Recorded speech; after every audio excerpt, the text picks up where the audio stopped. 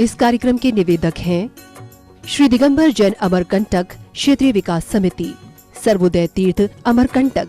श्रीमान रमेश काला जी, श्रीमती गुणमाला काला, श्रीमान अभिषेक काला, श्रीमती ऋषिका काला, श्रीमान आशीष काला, श्रीमती स्वाति काला, अरहम काला, आहान काला, अनिष्का काला, हैदराबाद, तेलंगाना।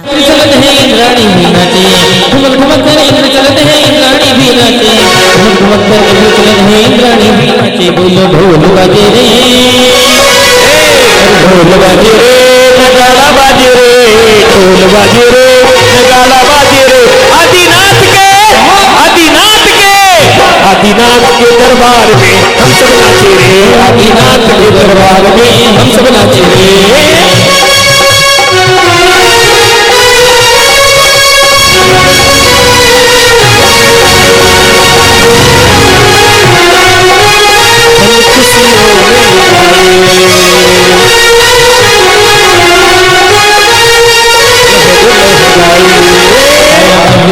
बड़ा ही प्यारा अवसर, बड़ा ही प्यारा भक्तों जोर में लगा जयकारा, मन खुशियों में गाए, ये लहरी लहरी लहराए, मन खुशियों में गाए, ये लहरी लहरी लहराए।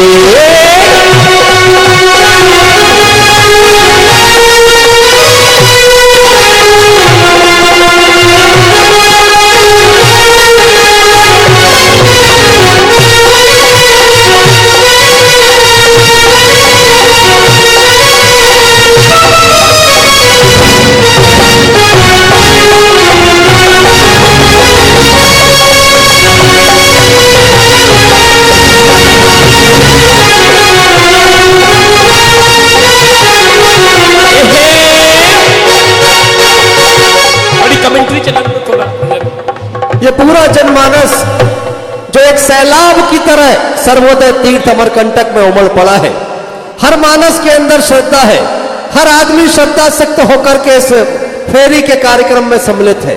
जिसके मानस में भी बात आ रही है तो बस यही बात आ रही है कि अगर जिन धर्म की प्रभावना का उत्कर्ष काल कहीं देखना है तो सर्वोदय तीर्थ अमरकंटक की इस धरती पर आकर के आज देख लेना, जहां आचार्य भगवंत विद्यासागर जी महामुनि राज का आशीर्वाद कण कण पर बरस रहा है।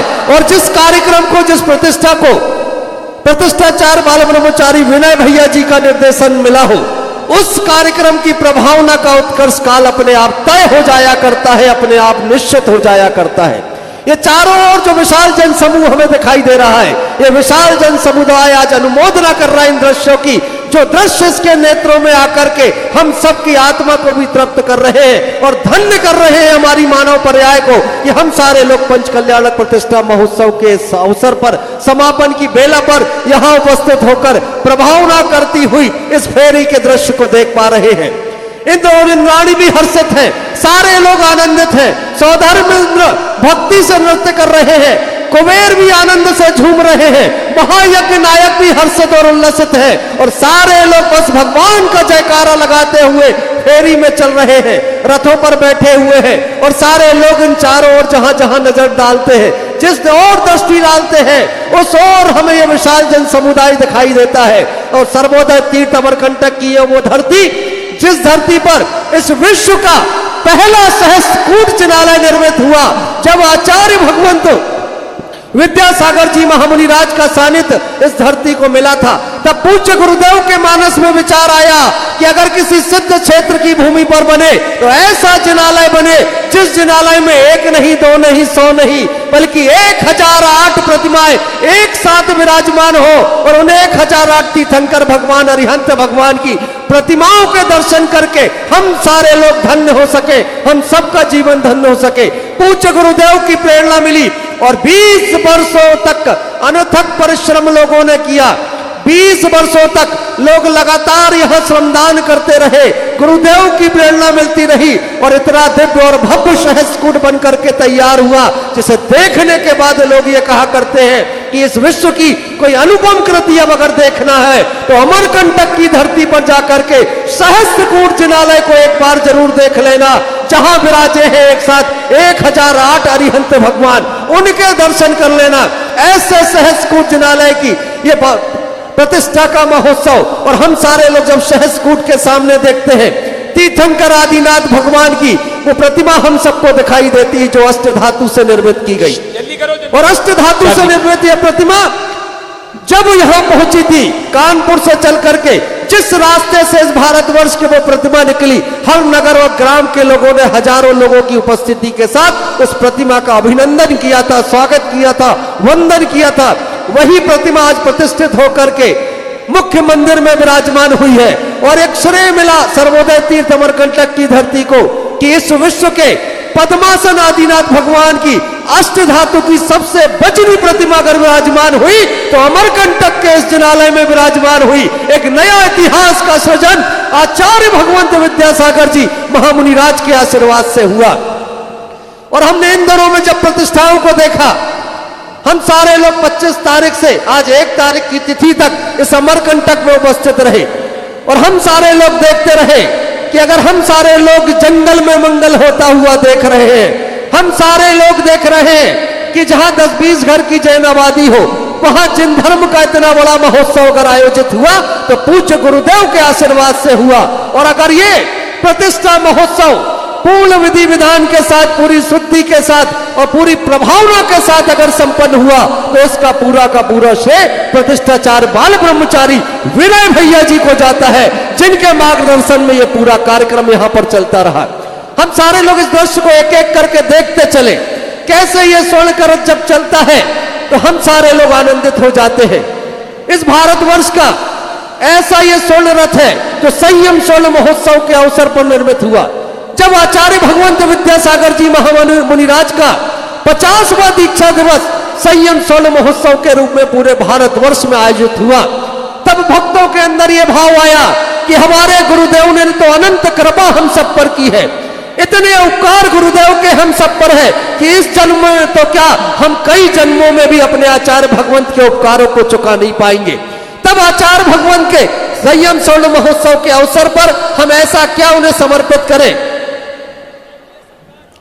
तब जाकर के अजमेर के धनगसिया परिवार ने गुरु चरणों में आचार्य भगवंत के प्रति अपनी श्रद्धा की अभिव्यक्ति करते हुए स्वर्ण रथ का निर्माण किया, जो आज स्वर्ण रथ हम सबके बीच है।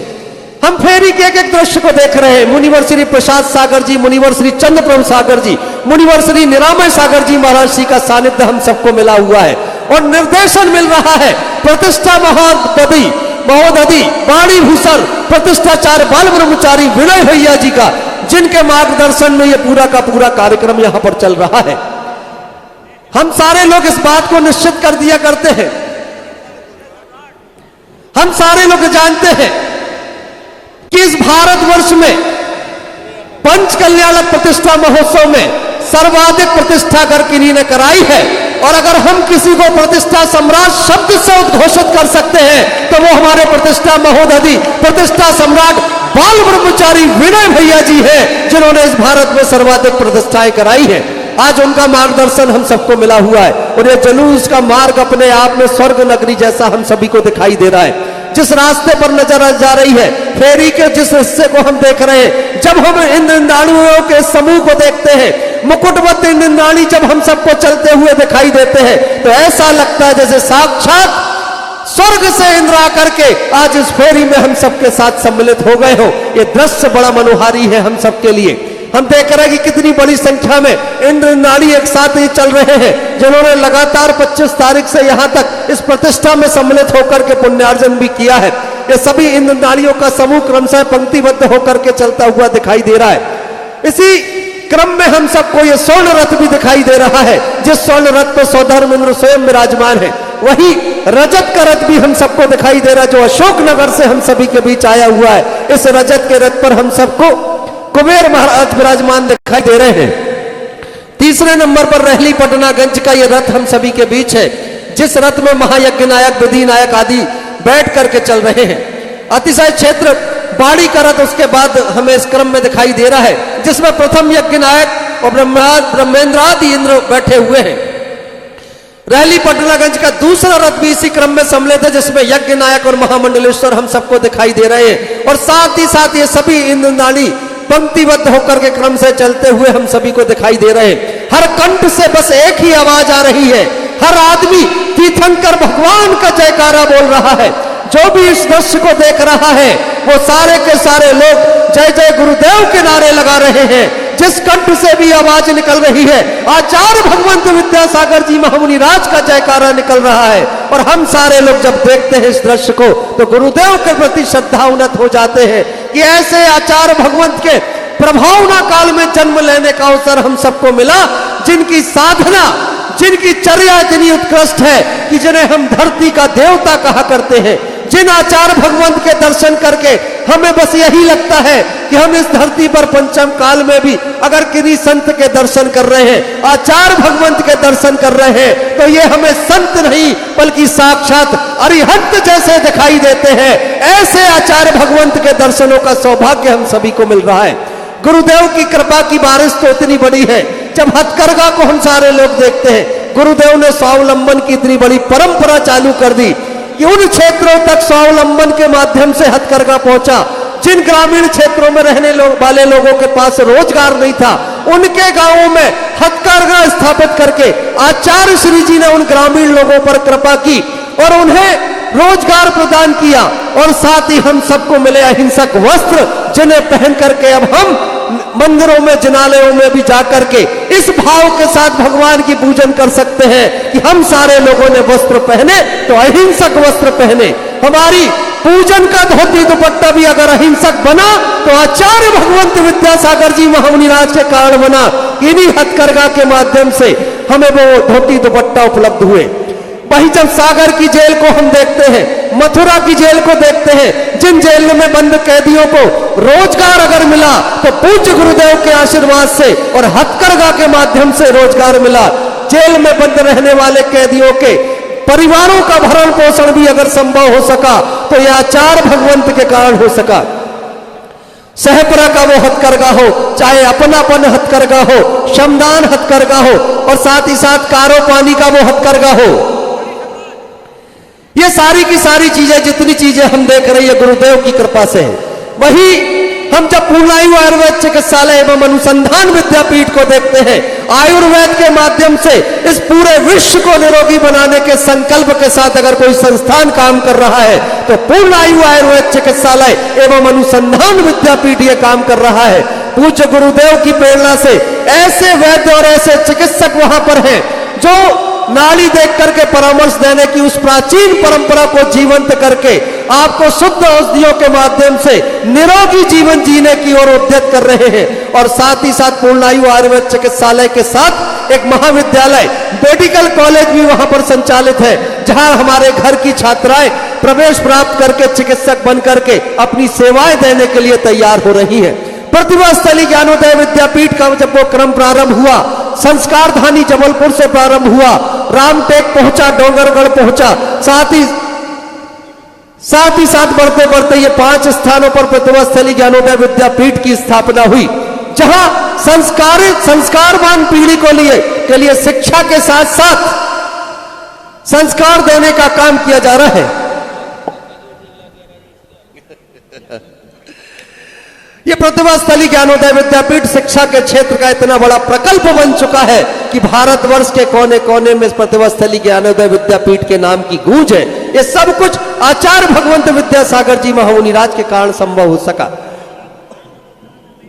और साथ ही साथ प्रतिभा स्थली ज्ञानोदय विद्यापीठ में जिस प्रतिभा मंडल की हमारी सम्मानीय बहनों के द्वारा, ब्रह्मचारिणी बहनों के द्वारा शिक्षण प्रदान किया जा रहा है, वो सभी बहनें अवैतनिक रूप से काम करती हैं।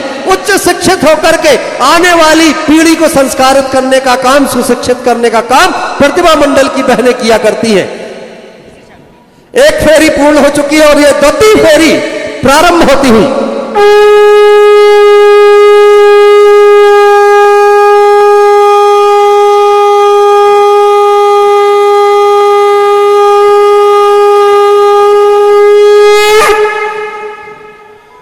ये 2वीं फेरी प्रारंभ हो रही है और पंचकल्याणक प्रतिष्ठा महोत्सव के समापन के अवसर पर यह फेरी का 2री फेरी जब प्रारंभ हो रही है, तब एक बात मेरे मस्तिष्क में बार बार आ रही है कि कुंडलपुर महोत्सव के बाद सर्वाधिक जिन बिंब अगर कहीं प्रतिष्ठित हुए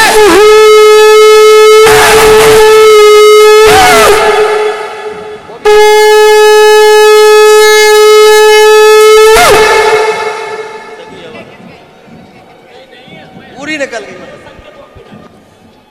इस विश्व में कुंडलपुर महोत्सव को जिन्होंने देखा वो सारे लोग जानते हैं।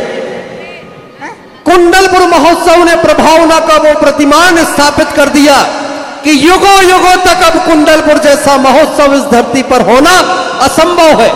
और कुंडलपुर महोत्सव के बाद अगर किसी महोत्सव की प्रभावना की चर्चा भारतवर्ष में होगी तो सर्वोदय तीर्थ अमरकंटक के इस पंच कल्याणक प्रतिष्ठा महोत्सव की चर्चा इस भारत में होगी।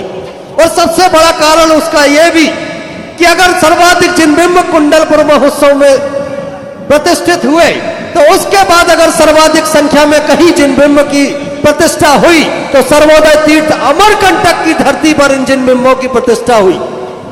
जहां कुंडलपुर में और अमरकंटक में आचार्य भगवंत विद्यासागर जी महामुनि राज का आशीर्वाद और सानिध्य हम सबको मिला, वहीं इन दोनों महत्वपूर्ण प्रतिष्ठाओं में प्रतिष्ठाचार्यत्व की भूमिका का निर्वहन भी प्रतिष्ठा महोदधि वाणी भूषण प्रतिष्ठा सम्राट बाल ब्रह्मचारी विनय भैया जी ने प्रतिष्ठाचार्यत्व प्रदान किया।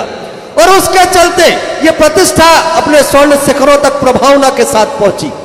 ये सारी बातें करते करते मुझे याद आता है दयोदय तीर्थ का वो प्रसंग जब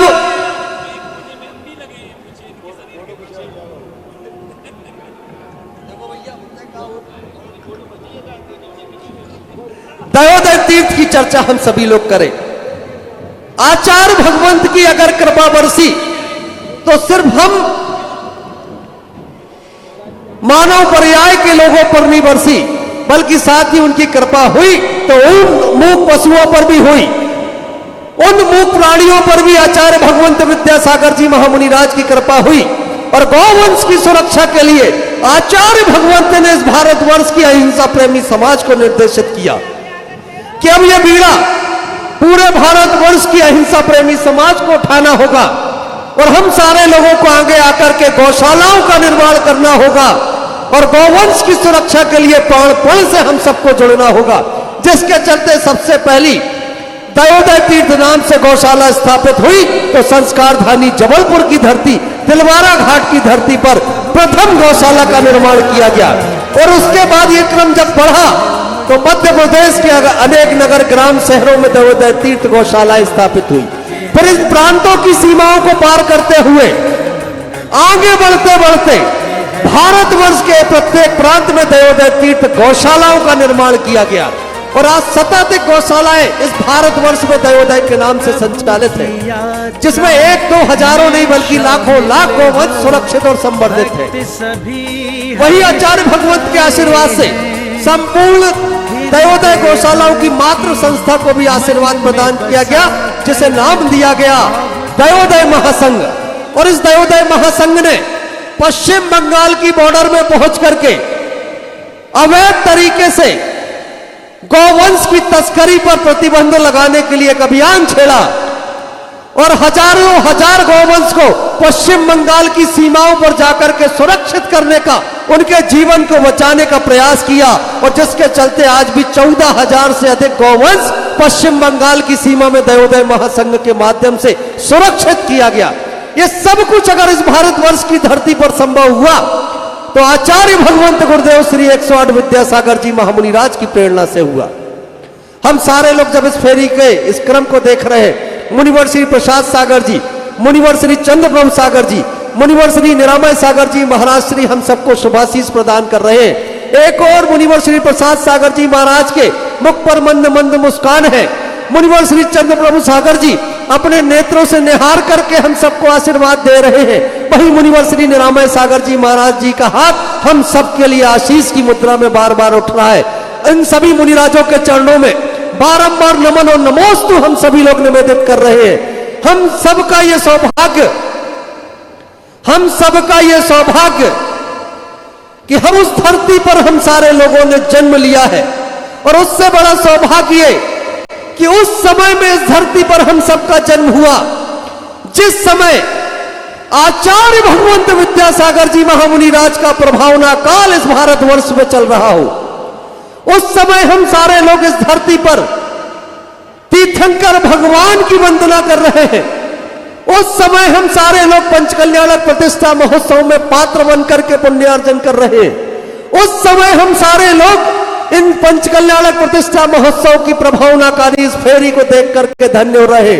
जिस समय आचार्य भगवंत विद्यासागर जी महामुनि राज की कृपा का प्रसाद हम सबको मिला हुआ है, जिस समय आचार्य भगवंत गुरुदेव श्री 108 विद्यासागर जी महामुनि राज की कृपा यहां पर बरस रही हो, ऐसे कार्यक्रम में हम सारे लोग यहां पर सम्मिलित हुए हैं। वही जब मैं इस क्रम की बात करता हूं, जिस प्रभावना के इस क्रम की हम सारे लोग बात करते हैं, आचार्य भगवंत के आशीर्वाद से इस भारतवर्ष में अनेक तीर्थों का निर्माण हुआ। जब हम कुंडलपुर के बड़े बाबा के जिनालय को देखते हैं, तब उस जिनालय की भव्यता को देख करके लगा करता है कि इस भारतवर्ष में अगर आप कोई आदमी इस भारतवर्ष की धरती पर आएगा और कुंडलपुर के बड़े बाबा के जिनालय के दर्शन किए बगैर अगर लौट करके चला जाएगा तो उसकी भारतवर्ष की यात्रा अधूरी रह जाएगी। ऐसा भव्य जिनालय कुंडलपुर के बड़े बाबा का आचार्य भगवंत की प्रेरणा से बना। वही नेमावर की धरती पर भी हम सारे लोगों ने एक सिद्ध क्षेत्र के निर्माण को होते हुए देखा है। इधर आओ।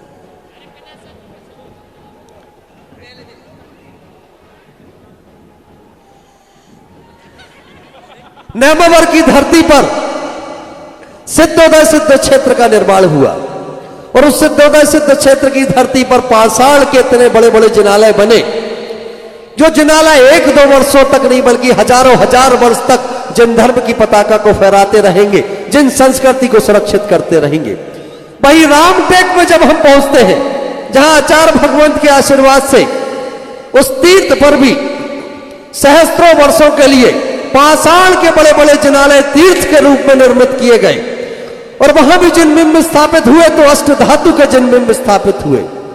भाई हम सारे लोग जब आप अमरकंटक की इस धरती को देख रहे हैं तो सिद्धोदय सिद्ध क्षेत्र के नाम से ही अमरकंटक की धरती।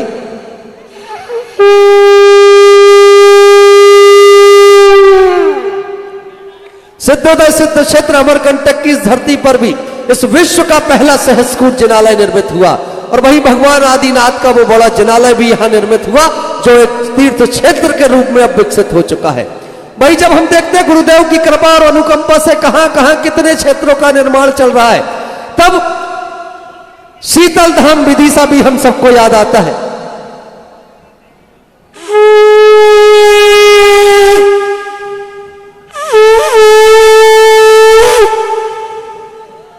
शीतल धाम विदिशा जहां जिनालय का निर्माण अनवरत रूप से जारी है और वो भी एक तीर्थ का स्वरूप लेता हुआ हम सबको दिखाई दे रहा है। वही डोंगरगढ़ की धरती की ओर जब हम सभी लोग देखते हैं, चंद्रगिरी की ओर देखते हैं, वो तीर्थ भी निर्माण की प्रक्रिया में है और आने वाले समय में बहुत जल्दी जब वो निर्मित होगा उसका भी पंचकल्याणक प्रतिष्ठा महोत्सव हम सभी लोग आयोजित होता हुआ देखेंगे।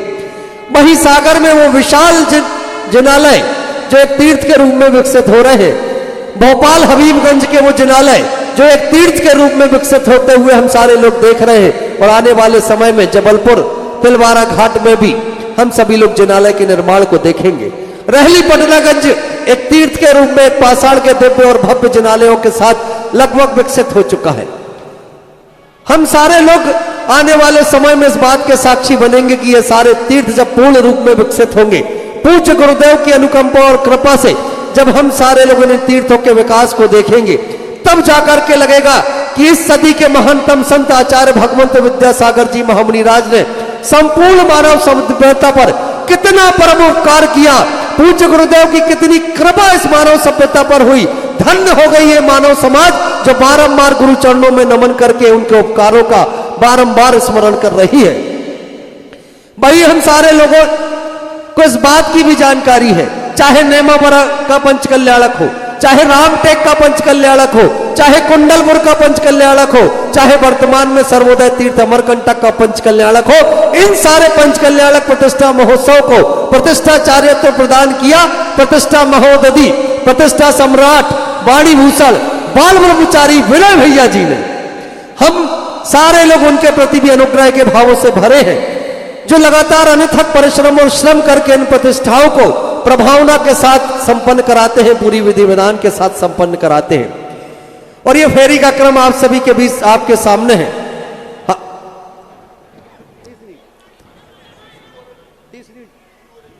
तीसरी फेरी प्रारंभ होने की प्रारंभ चरण में है, प्रारंभिक अवस्था में है। तीसरी फेरी के भी साक्षी हम सभी लोग बनने जा रहे हैं। मूक माटी महाकाव्य एक ऐसा महाकाव्य जिसने साहित्य जगत को अचंभित कर दिया, आश्चर्यचकित कर दिया।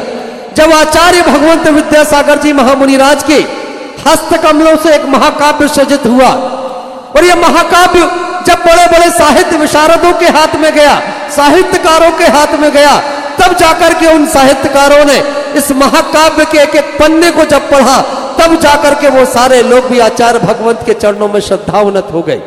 तीसरी फेरी ये प्रारंभ होती हुई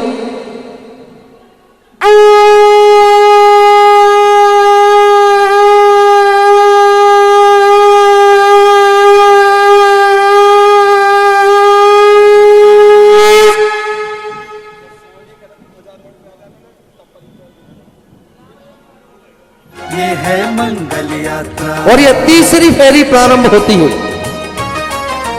हम चर्चा कर रहे थे मूक माटी महाकाव्य की। साहित्य जगत को जो अवदान आचार्य भगवंत विद्यासागर जी महामुनिराज को मिला, आचार्य भगवंत ने जो साहित्य जगत को अवदान दिया, आने वाली सदियां याद करेंगी।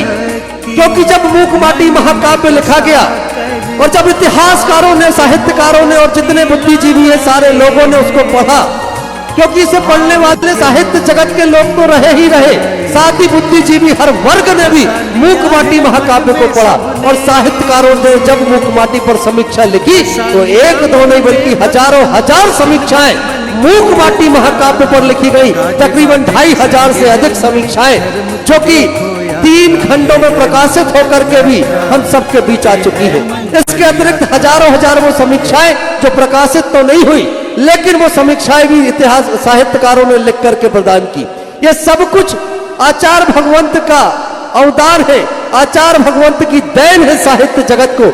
ऐसे आचार्य भगवंत विद्यासागर जी महामुनिराज के चरणों में इस धरती का प्रत्येक जीव कोटिशः नमन कर रहा है, बारंबार प्रणाम निवेदित कर रहा है। और गुरुदेव के उन अवदानों की चर्चा जब आगे बढ़ती है, गुरुदेव के अवदानों की जब चर्चा करते करते हम पहुंचते हैं भारतवर्षीय दिगंबर जन प्रशासकीय प्रशिक्षण संस्थान की ओर, जो कि आचार्य भगवंत के आशीर्वाद से संचालित हुआ। और भारतवर्ष के उन मेधावी छात्र छात्राओं को गुरुदेव ने आशीर्वाद दिया कि प्रशासनिक जगत में अब पहुंचे तो ईमानदार और कर्तव्यनिष्ठ लोग पहुंचे। और इसी प्रेरणा को पाकर के मेधावी छात्र छात्राओं ने प्रशासकीय प्रशिक्षण संस्थान में प्रवेश प्राप्त किया। और वर्तमान में हम सारे लोग देखते हैं पूरे भारतवर्ष में इस संस्थान से चयनित होने के बाद अनेक लोग जिलाधीश के पदों पर पदासीन हुए, अनेक लोग पुलिस अधीक्षक के पदों पर पदासीन हुए, और कुछ तो इतने मेधावी निकले कि वो सचिव बनकर के भारत सरकार में बैठ करके पूर्ण निष्ठा और ईमानदारी के साथ इस भारतवर्ष की सेवा कर रहे हैं। अगर ये क्रम हम देखेंगे प्रशासनिक अधिकारियों का, तो सैकड़ों हजारों लोग चयनित होकर के इस भारतवर्ष की सेवा में लगे हुए हैं। आचार्य भगवंत की कृपा ऐसी हुई है कि भारतवर्ष में अब प्रशासन के अंदर भी कर्तव्यनिष्ठ और ईमानदार लोग हम सबको दिखाई देने लगे हैं। भाई ये क्रम जब आगे बढ़ता हुआ हम सबको दिखाई देता है, तो आचार्य भगवंत ने इंदौर में अनुशासन के नाम से भी एक प्रशासकीय तैयारियों के लिए एक प्रशिक्षण संस्थान की स्थापना का आशीर्वाद दिया, जहां पर प्री मेंस की तैयारी करने वाले और इंटरव्यू की तैयारी करने वाले छात्र छात्राएं पहुंच करके बाहर रह करके और एक अच्छे वातावरण में प्रतियोगी परीक्षाओं की तैयारियां करते हुए और चयनित होते हुए हम सभी को दिखाई दे रहे हैं। वही प्रतिभा स्थली ज्ञानोदय विद्यापीठ में अध्ययन करने वाली छात्राएं जब उच्च शिक्षा के लिए बड़े शहरों में पहुंचती हैं, तो उन्हें एक सुरक्षित वातावरण मिल सके, एक संस्कारित वातावरण मिल सके जहां वो उच्च शिक्षा के लिए रह सके। इसके लिए आचार्य भगवंत ने आशीर्वाद दिया हम सबको, और इंदौर में एक संस्थान की स्थापना हुई।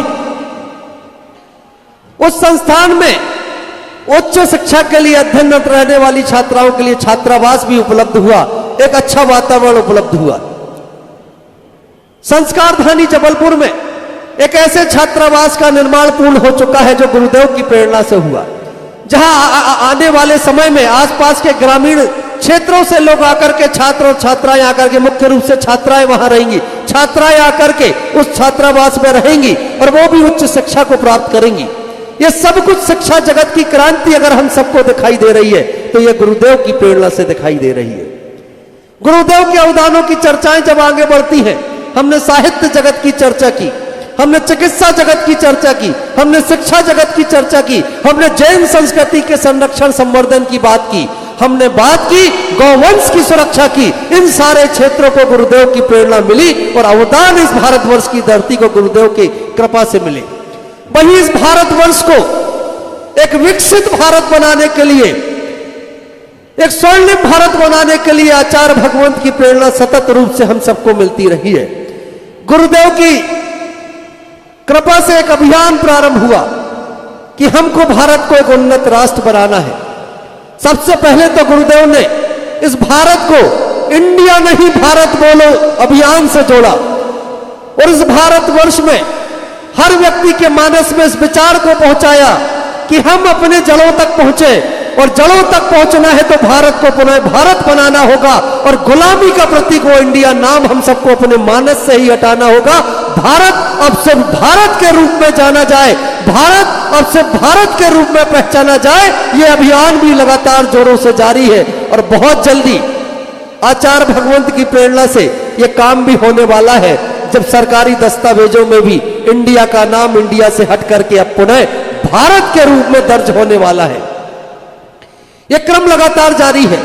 आचार्य भगवंत ने निर्देश दिया, आचार्य भगवंत ने कृपा की हम सब पर और बीनावाला तीर्थ क्षेत्र भी निर्मित हुआ जो गुरुदेव की कृपा से बन करके तैयार हो चुका है। वहीं पर शांति धारा दुग्ध योजना संचालित है, जिन शांति धारा दुग्ध योजना के माध्यम से गौवंश के, गौमाता के उन उत्पादों को आपके घरों तक पहुंचाने का काम किया जा रहा है।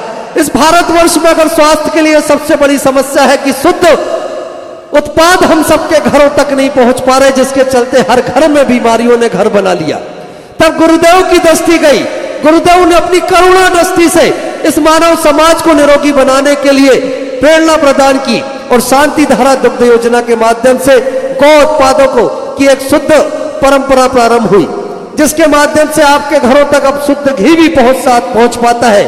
अब आपके घरों तक अगर गिर गाय का दूध पहुंच पाता है जो स्वयं एक औषधि की तरह है। ये सब कुछ अगर प्रेरणाएं मिली तो गुरुदेव के कारण मिली और गुरुदेव की कृपा से आज शांति धारा दुग्ध योजना के द्वारा उत्पादित उत्पाद भारतवर्ष ही नहीं बल्कि भारत के बाहर भी अनेक देशों में उपयोग किए जा रहे हैं। भाई हम सारे लोग जब जैविक खेती की बात करते हैं, वर्तमान परिदृश्य में पूरे विश्व में जब हम देख रहे हैं कि लोग अपनी फसलों को के उत्पादन को बढ़ाने के लिए कीटनाशकों का उपयोग कर रहे हैं, जिससे भूमि की उर्वरा शक्ति भी कम हो रही है और इन फसलों का, इस अनाज का उपयोग करने वाले हम सारे लोग भी बीमार होते चले जा रहे हैं। तब गुरुदेव के अंदर अंतस का हृदय और गुरुदेव के अंदर की वो करुणा जागी और पुनः उन्होंने प्रेरणा प्रदान की कि इस भारतवर्ष में हर व्यक्ति को जैविक खेती की ओर लौटना होगा और जैविक खेती के उत्पादों का उपयोग करके ये भारत निरोगी बन सकता है। गुरुदेव की दृष्टि तो ऐसी है कि हर भारतवर्ष के हर विषय पर, हर बिंदु पर गुरुदेव ने अपनी प्रेरणा प्रदान की और इस भारत को समृद्ध भारत बनाने का जो सपना आचार्य भगवंत ने देखा उस दिशा में काम होना भी प्रारंभ हो गया। आचार्य भगवंत ने हम सबको निर्देश दिया कि अब भारतवर्ष में यात्रा गाजे बाजे के संग है उमड़ी धर्म की देखो यात्रा, पावन निकल रही है देखो प्रभु की मंगल यात्रा, गाजे बाजे के संग है उमड़ी धर्म की देखो यात्रा। ये है मंगल यात्रा, ये है मंगल यात्रा, ये है मंगल यात्रा, ये है मंगल यात्रा।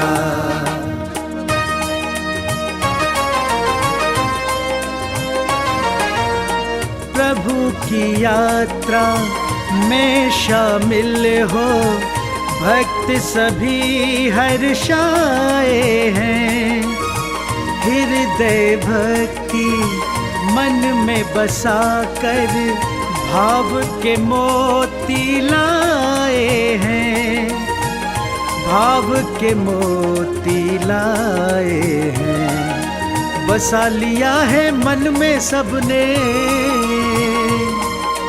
बसा लिया मन में भगवन को, जिन भगवन की यात्रा। गाजे बाजे के संग है उमड़ी धर्म की देखो यात्रा। ये है मंगल यात्रा, ये है मंगल यात्रा, ये है मंगल यात्रा, ये है मंगल यात्रा।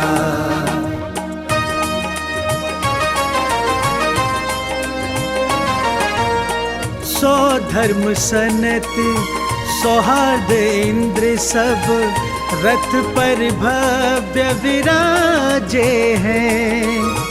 प्रभु के मात पिता गज बैठे, शोभा अद्भुत साजे हैं, शोभा अद्भुत साजे हैं।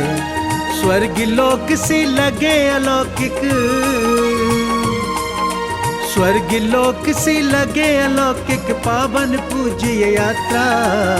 गाजे बाजे के संग है उमड़ी धर्म की देखो यात्रा। ये है मंगल यात्रा, ये है मंगल यात्रा, ये है मंगल यात्रा, ये है मंगल यात्रा।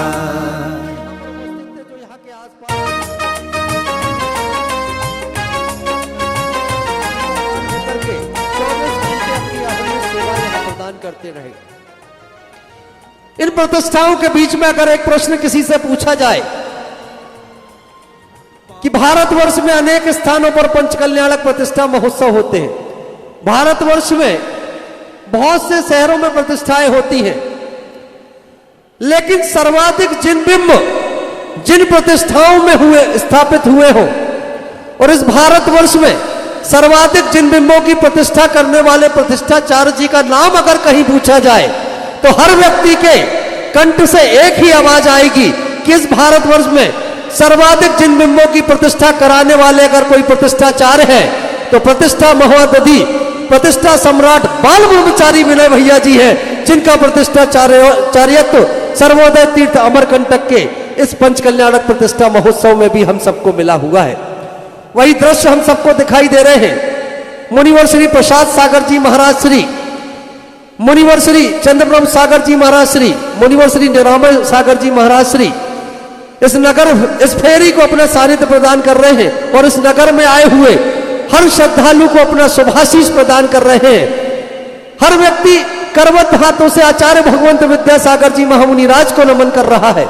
यहाँ उपस्थित हर धर्म प्रेमी बंधु मुनिवर श्री प्रसाद सागर जी, मुनिवर श्री चंद्रब्रह्म सागर जी, मुनिवर श्री निरामय सागर जी महाराज श्री को प्रणाम निवेदित कर रहा है। और साथ ही साथ हम सारे लोग लाखों लाख प्रणाम निवेदित कर रहे हैं आचार्य भगवंत को और मुनि संघ को। और ये तीसरी फेरी भी पूर्ण हो चुकी है और ये चौथी फेरी का आगाज अब होने जा रहा है।